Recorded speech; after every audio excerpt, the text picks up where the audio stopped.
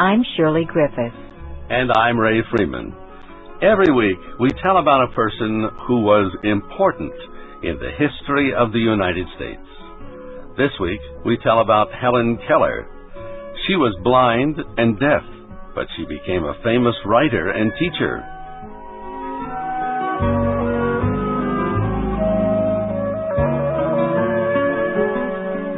The name Helen Keller has had special meaning for millions of people in all parts of the world. She could not see or hear. Yet Helen Keller was able to do so much with her days and years. Her success gave others hope. Helen Keller was born June 27, 1880, in a small town in northern Alabama. Her father, Arthur Keller, was a captain in the Army of the South during the American Civil War. Her mother was his second wife. She was much younger than her husband. Helen was their first child. Until she was a year and 1/2 old, Helen Keller was just like any other child. She was very active. She began walking and talking early. Then, 19 months after she was born, Helen became very sick. It was a strange sickness that made her completely blind and deaf. The doctor could not do anything for her. Her bright, happy world now was filled with silence and darkness. From that time, until she was almost 7 years old, Helen could communicate only by making signs with her hands. But she learned how to be active in her silent, dark environment. The young child had strong desires. She knew what she wanted to do. No one could stop her from doing it. More and more, she wanted to communicate with others. Making simple signs with her hands was not enough. Something was ready to explode inside of her because she could not make people understand her. She screamed and struggled when her mother tried to control her. When Helen was 6, her father learned about a doctor in Baltimore, Maryland. The doctor had successfully treated people who were blind. Helen's parents took her on the train to Baltimore. But the doctor said he could do nothing to help Helen. He suggested the Kellers get a teacher for the blind who could teach Helen to communicate. A teacher arrived from the Perkins Institution for the Blind in Boston. Her name was Anne Sullivan. She herself had once been almost completely blind, but she had regained her sight. At Perkins, she had learned the newest methods of teaching the blind. Anne Sullivan began by teaching Helen that everything had a name. The secret to the names was the letters that formed them. The job was long and difficult. Helen had to learn how to use her hands and fingers to speak for her. But she was not yet ready to learn. First, she had to be taught how to obey and how to control her anger. Miss Sullivan was quick to understand this. She wrote to friends in Boston about her experiences teaching Helen.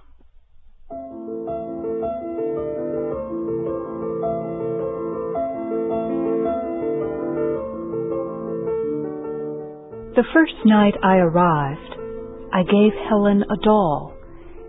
As she felt the doll with one hand, I slowly formed the letters D-O-L-L with my fingers in her other hand. Helen looked in wonder and surprise as she felt my hand. Then she formed the letters in my hand, just as I had done in hers. She was quick to learn, but she was also quick in anger. For 7 years, no one had taught her self-control. Instead of continuing to learn, she picked up the doll and threw it on the floor. She was this way in almost everything she did.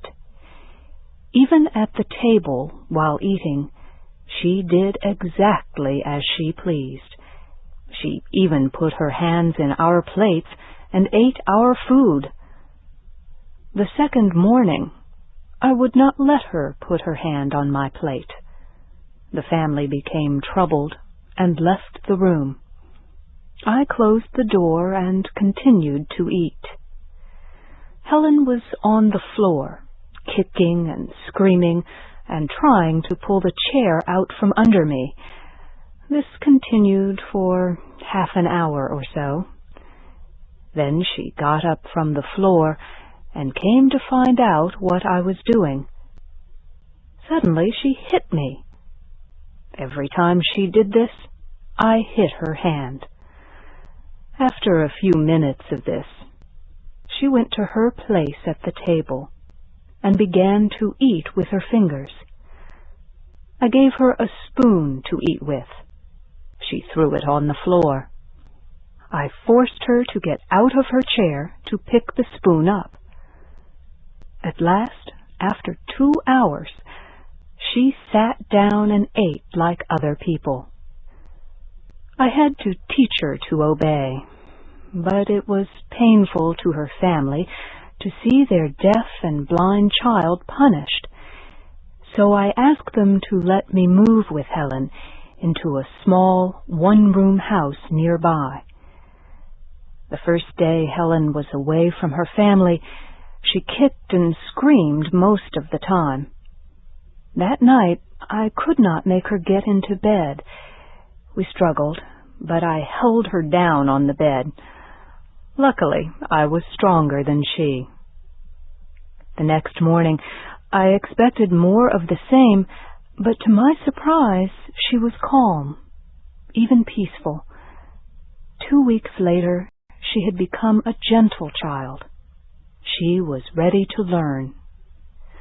My job now was pleasant. Helen learned quickly. Now I could lead and shape her intelligence. We spent all day together. I formed words in her hand, the names of everything we touched. But she had no idea what the words meant. As time passed, she learned how to sew clothes and make things. Every day we visited the farm animals and searched for eggs in the chicken houses. All the time I was busy forming letters and words in her hand with my fingers. Then one day, about a month after I arrived, we were walking outside. Something important happened. We heard someone pumping water. I put Helen's hand under the cool water and formed the word W-A-T-E-R in her other hand. W-A-T-E-R. W-A-T-E-R. I formed the word again and again in her hand. Helen looked straight up at the sky as if a lost memory or thought of some kind was coming back to her. Suddenly, the whole mystery of language seemed clear to her. I could see that the word W-A-T-E-R meant something wonderful and cool that flowed over her hand. The word became alive for her. It awakened her spirit and gave it light and hope. She ran toward the house. I ran after her. One by one she touched things and asked their name. I told her. She went on asking for names and more names.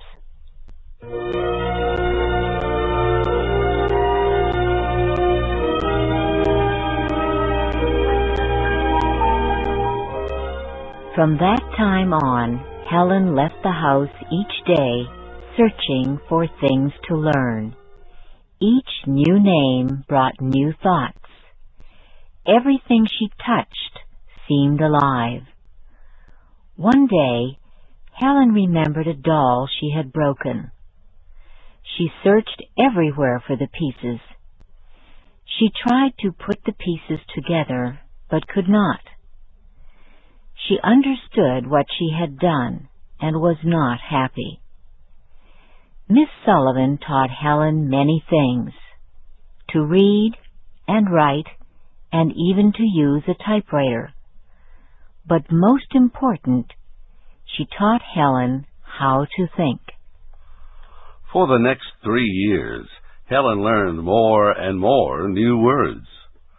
All day, Miss Sullivan kept touching Helen's hand, spelling words that gave Helen a language. In time, Helen showed she could learn foreign languages. She learned Latin, Greek, French, and German. Helen was able to learn many things, not just languages. She was never willing to leave a problem unfinished, even difficult problems in mathematics. One time, Miss Sullivan suggested leaving a problem to solve until the next day, but Helen wanted to keep trying. She said, "I think it will make my mind stronger to do it now." Helen traveled a lot with her family or alone with Miss Sullivan. In 1888, Helen, her mother, and Miss Sullivan went to Boston, Massachusetts. They visited the Perkins Institution, where Miss Sullivan had learned to teach. They stayed for most of the summer at the home of family friends near the Atlantic Ocean. In Helen's first experience with the ocean, she was caught by a wave and pulled under the water. Miss Sullivan rescued her. When Helen recovered, she demanded, "Who put salt in the water?" 3 years after Helen started to communicate with her hands, she began to learn to speak as other people did. She never forgot these days. Later in life, she wrote, "No deaf child can ever forget the excitement of his first word. Only one who is deaf can understand the loving way I talk to my dolls, to the stones, to birds and animals. Only the deaf can understand how I felt when my dog obeyed my spoken command." Those first days, when Helen Keller developed the ability to talk, were wonderful, but they proved to be just the beginning of her many successes.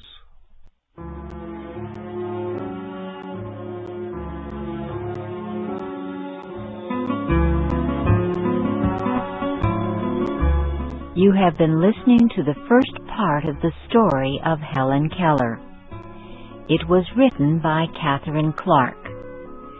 Your narrators were Sarah Long, Ray Freeman, and Shirley Griffith. Listen again next week at this time to People in America, a program in special English on the Voice of America.